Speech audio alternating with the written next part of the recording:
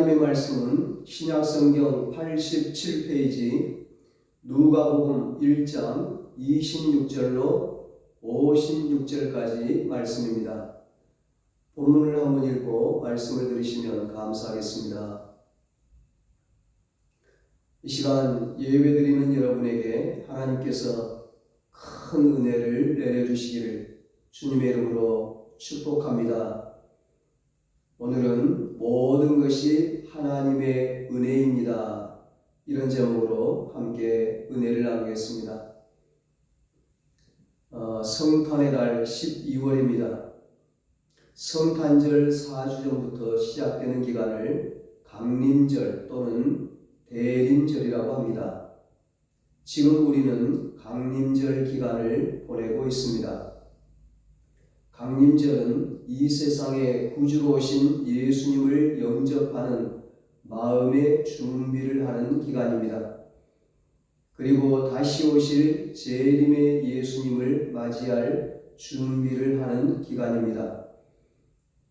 예수님이 오셔도 예수님을 맞이할 수 있는 마음이 준비되어 있지 않으면 예수님을 영접할 수 없기 때문입니다.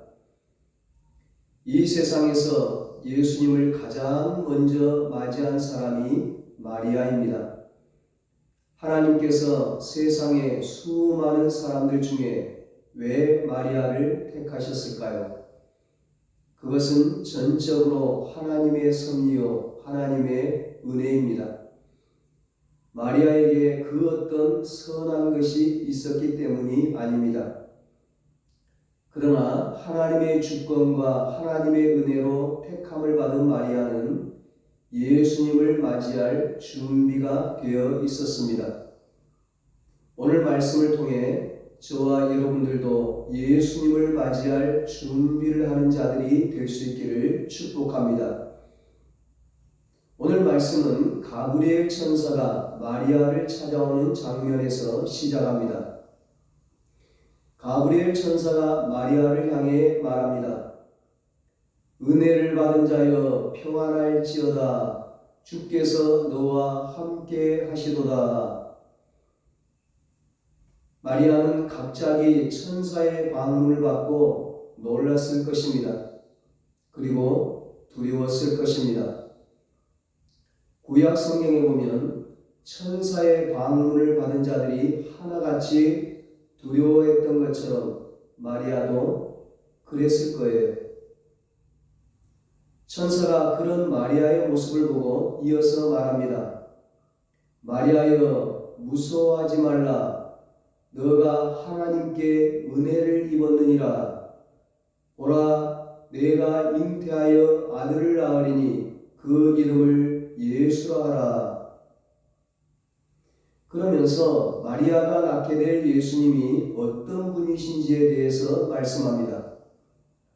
가브리엘 천사의 말은 마리아로서는 도무지 이해할 수 없는 말이었습니다.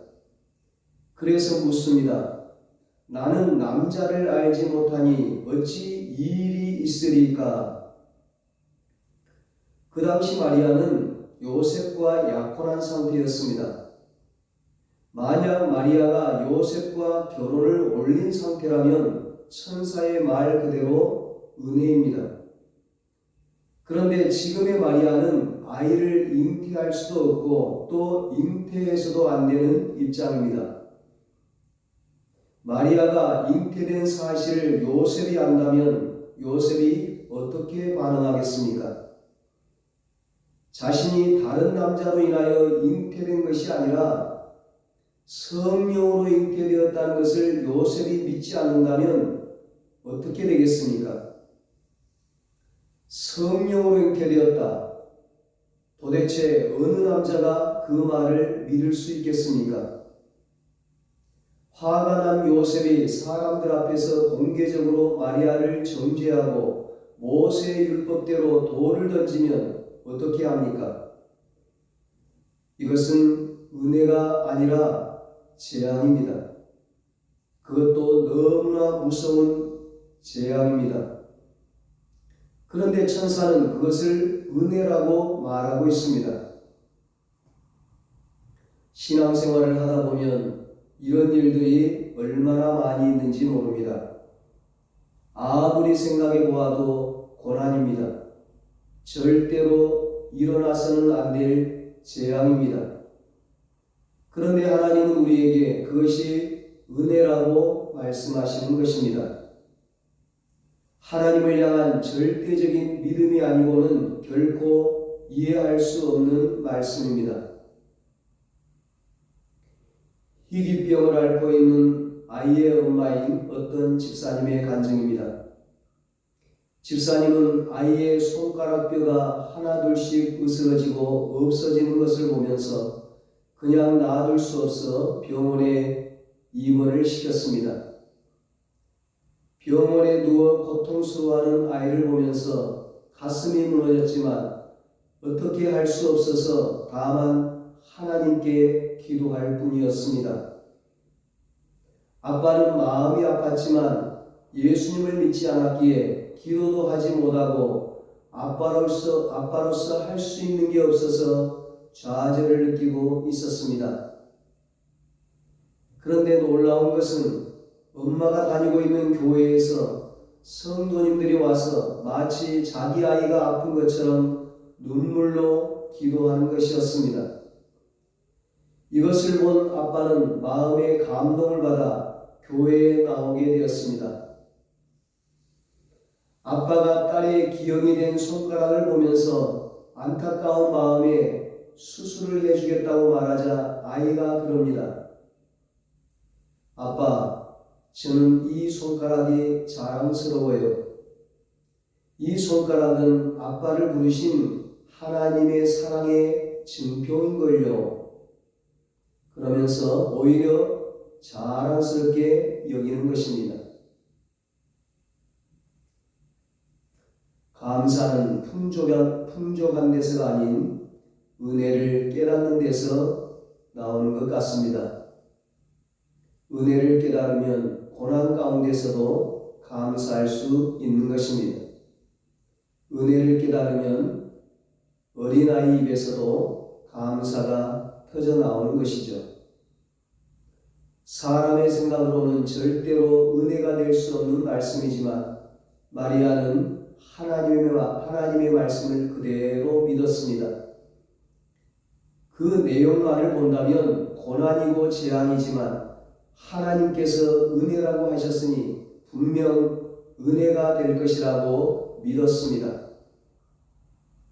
하나님께서 우리에게 허락하시는 모든 것을 은혜로 받아들일 수 있는 마음이 예수님을 맞이하는 마음입니다. 우리는 마리아보다 더 확실한 증거를 가지고 있습니다. 하나님은 마리아에게 천사를 보내셨지만 우리는 직접 찾아오셨습니다. 그분이 바로 예수님의 영 성령님이십니다. 우리 안에 성령님이 계시다는 사실은 우리에게 일어나는 모든 일이 결국은 하나님의 은혜일 수밖에 없다는 것을 증명하는 것입니다. 성경은 말씀합니다. 우리가 알거니와 하나님을 사랑하는 자, 곧 그의 뜻대로 부르심을 입은 자들에게는 모든 것이 합력하여 선을 이루느니라. 아멘. 로마서 8장 28절 말씀입니다. 여러분 기억하십시오. 우리 하나님은 최악의 상황에서도 최상의 것을 만들어내시고 최고의 것을 만들어내시는 전능하신 분이십니다. 남자를 알지 못하는 약혼한 여인이 아들을 낳는 도무지 있을 수 없는 상황, 있어서도 안 될 상황에서 하나님은 인류의 구세주이신 예수님을 보내주셨습니다. 그렇다고 한다면 지금 우리들이 겪고 있는 일들을 통해서 왜 선한 역사를 이루어 주시지 못하겠습니까? 우리에게 의미 없이 일어나는 일은 하나도 없습니다. 우연히 일어나는 일도 없습니다. 참새 한 마리도 하나님께서 허락하지 않으면 땅에 떨어지지 않는데 하물며 우리이겠습니까? 우리의 머리카락까지도 다 헤아리고 계시는 하나님입니다. 그 하나님이 모르는 사이에 우리에게 어떤 일이 일어날 수 있겠습니까? 절대 그럴 수 없습니다. 물론 우리는 실수할 수 있습니다. 하나님께서 원하시는 길로 가지 않고 우리 마음대로 고집대로 갈 수 있습니다. 그러나 우리에게 하나님을 사랑하는 마음이 있다면 회개하고 다시 하나님을 의지하면 하나님은 그 모든 실수까지도 선으로 바꾸어 주시는 분입니다. 이 믿음이 있는 사람은 모든 것을, 모든 상황을, 모든 사건을, 모든 형편을 하나님의 은혜로 받아들일 수 있습니다. 한 기독신문 기자가 어떤 원로 목사님과 인터뷰를 했습니다. 목사님께서 70평생을 사시면서 가장 행복한 때는 언제였다고 생각되십니까? 제가 가장 행복했던 때요? 예, 저는 주저앉고 말할 수 있어요. 그때는 우리 가족이 기가 막히게 고생을 할 때였습니다. 6.25 전쟁 때 대구로 피난을 가서 천막을 치고 살았는데 식량이 없어서 굶다시피 했어요. 낮에는 식구들이 뿔뿔이 흩어져서 구호식량 창고 근처에 가서 행여나 운반하다가 흘린 양고기 있나 해서 빗자루로 바닥을 쓸어왔습니다. 그리고 밤에는 가족들이 둘러앉아 쓸어가지고 온 것 중에서 쥐똥, 돌멩이, 티끌 등을 골라냈지요. 그러면 깡보리가 한 대박 정도 남았어요. 그것을 밤새 물에 담가 불려서 이튿날 아침에 밥을 해서 식구들이 배를 채웠습니다. 전쟁의 와중에서 죽을 고비를 몇 번 넘기면서 가족들을 살려주신 하나님 앞에 너무 감사했고요. 그렇기 때문에 가족들이 그때만큼 서로를 깊이 사랑해 본 적이 없었던 것 같아요. 저의 인생을 돌아볼 때 가장 행복했던 순간은 바로 그때였어요. 그 어려운 세월을 넘기면서 목사님은 자녀들에게 성경 이야기를 많이 해주었다고 합니다. 훗날 어느 분이 그분의 자녀들에게 얘들아 너희들 그때 참 고생이 많았지. 그 힘든 것을 이기고 잘 자랐구나. 어떻게 너희들이 이렇게 잘 자랄 수가 있었니? 물었다고 합니다. 그랬더니 목사님 자녀 중 하나가 이렇게 얘기합니다. 예, 저희들은 배를 많이 골기는 했지만 배가 별로 고프지 않았어요. 왜냐하면 아빠가 밤마다 성경 이야기를 해주셨거든요. 지금 돌이켜보면 그때 우리는 밥 대신 꿈을 먹고 살았던 것 같아요. 이것이 하나님의 은혜입니다. 힘들고 어려운 시기, 먹을 것이 없어 배를 골아야 하는 고난 가운데 있어도 우리는 하나님의 은혜로 기뻐하고 감사할 수 있습니다. 믿음의 사람은 고난 뒤에 올 하나님의 영광을 바라보며 감사하는 사람입니다. 믿음의 사람은 고난을 통해 주실 하나님의 축복을 바라보며 기뻐하는 사람입니다. 도무지 이해할 수 없지만 그래도 하나님은 이해할 수 없는 일을 통해서도 우리가 생각지도 못했던 크고 놀라운 일을 행하시는 분이심을 믿고 이해할 수 없는 지금을 행복으로 여기는 사람입니다. 인생의 모든 것이 한순간에 무너질 수도 있는 상황이지만 그것을 은혜로 받아들였던 마리아처럼 말입니다. 이것이 예수님을 맞이하는 사람입니다. 마리아도 이 믿음으로 고백합니다. 주의 여종이 오니 말씀대로 내게 이루어지이다. 마리아가 하나님께 묻고 싶었던 것이 얼마나 많았을까요? 마리아가 하나님께 반드시 확인받고 싶었던 것이 얼마나 많았을까요? 마리아가 하나님께 조건으로 내걸고 싶었던 것이 또 얼마나 많았을까요? 하나님, 만약 제 남편 요셉이 제 말을 믿어주지 않는다면 어떻게 하지요? 하나님, 설마 이 일로 인하여 제가 돌에 맞아 죽는 일은 없겠지요? 하나님, 제가 순종하기는 하겠는데 저에게 천사를 보내주셨던 것처럼 요셉에게도 천사를 보내주셔야 합니다. 그리고 요셉이 하나님의 말씀에 순종하겠다고 한다면 저도 그때 순종하겠습니다. 정말 하나님께 확인받고 싶은 게 많았을 겁니다. 그런데 마리아는 하나님께 아무것도 묻지 않았습니다. 아무 조건도 내세우지 않았습니다. 아브라함이 하나님의 이해할 수 없는 명령을 받고도 아무 말 없이 아들 이삭을 제물로 바치기 위해 모리아산으로 걸어갔던 것처럼 말입니다.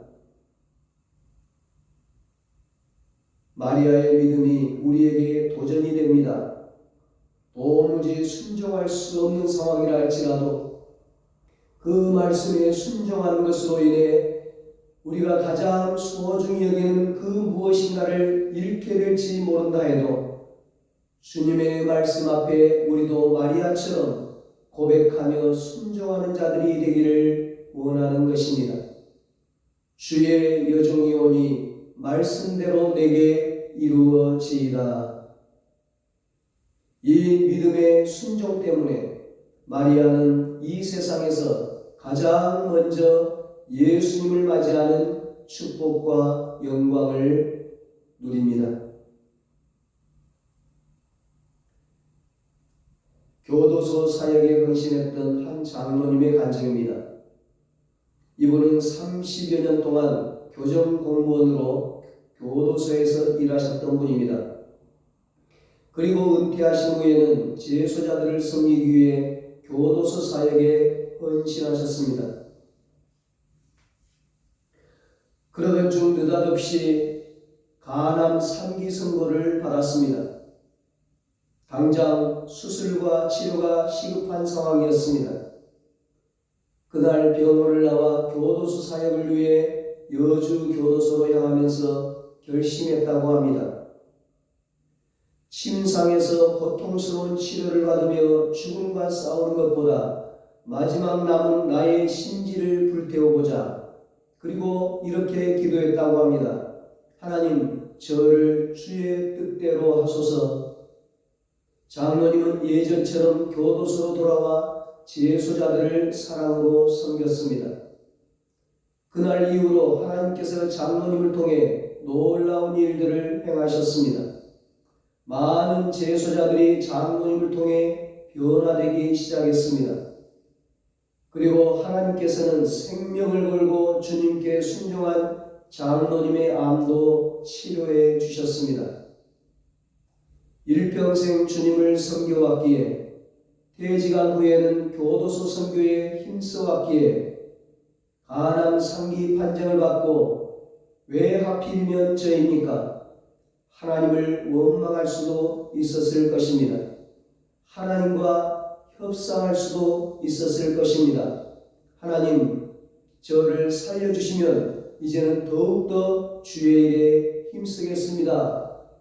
그렇게 협상할 수도 있었겠죠. 그러나 장로님은 마리아처럼 기도하셨습니다. 하나님, 저를 주의 뜻대로 하소서. 간암만 본다면 감사할 수 없습니다. 간암만 본다면 이보다 더 큰 재앙이 없습니다. 그러나 하나님은 간암을 통해 선을 이루셨습니다. 장로님께 마리아와 같은 순종이 있었기 때문입니다. 장로님께 마리아와 같은 고백이 있었기 때문입니다. 사랑하는 여러분, 어떤 상황에서도 하나님을 믿으시기 바랍니다. 하나님의 말씀에 순종하시기 바랍니다. 하나님은 모든 것을 합력해서 선을 이루시는 분이십니다. 하나님은 우리의 머리카락 하나까지도 다 헤아리고 계십니다. 그 하나님께서 우리를 너무도 사랑하시어 독생자 예수 그리스도를 이 세상에 보내주셨습니다. 이토록 우리를 사랑하시는 하나님께서 행하시는 일 가운데 선하지 않은 것이 어찌 있을 수 있겠습니까? 로마서 8장에 말씀합니다. 자기 아들을 아끼지 아니하시고 우리 모든 사람을 위하여 내어주시니가 어찌 그 아들과 함께 모든 것을 우리에게 주시지 아니하겠느냐? 누가 우리를 그리스도의 사랑에서 끊으리요? 우리를 우리 주 그리스도 예수 안에 있는 하나님의 사랑에서 끊을 수 없으리라. 아멘. 그래서 우리에게 일어나는 모든 일은 은혜입니다. 그래서 우리도 마리아처럼 고백할 수 있습니다. 주의 여종이오니 말씀대로 내게 이루어지이다. 아멘. 마리아와 같은 믿음의 고백으로, 마리아와 같은 순종으로 예수님을 맞이하는 저와 여러분이 되어서 마리아가 누렸던 은혜와 축복을 누릴 수 있게 되시기를 예수님의 이름으로 축원합니다.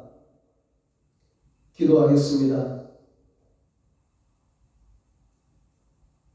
은혜로우신 하나님 아버지, 하나님께서 우리에게 은혜를 베풀어 주셔서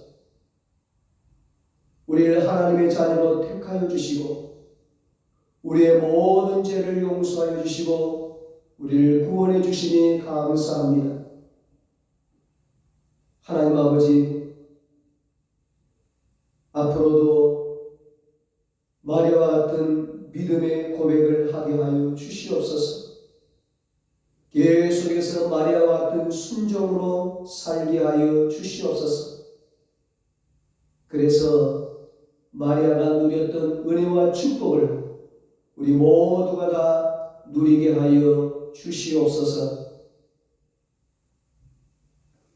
이제는 우리 주 예수 그리스도의 무한하신 은혜와 하나님 아버지의 사랑하심과 성령님의 이루하시고 교통하시고 영원토록 함께 하시는 은혜가 마리아와 같은 믿음과 순종으로 마리아가 누렸던 은혜와 축복을 누리기로 다짐하는 사랑하는 모든 성도들과 저들의 가정과 자녀들과 사업과 직장 위에 이제로부터 영원토록 함께 있을지어다. 아멘.